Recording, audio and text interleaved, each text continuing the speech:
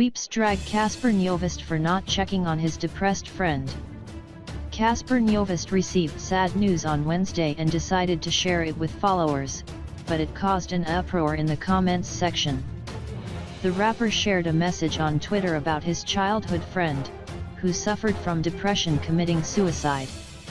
While the rapper's loyal fans offered their condolences, some tweeps saw it as an opportunity to troll Cassper about when last he checked up on his friend. This resulted in a full-blown debate in the comments section of the post. Really, South Africa? Thank you for your listening.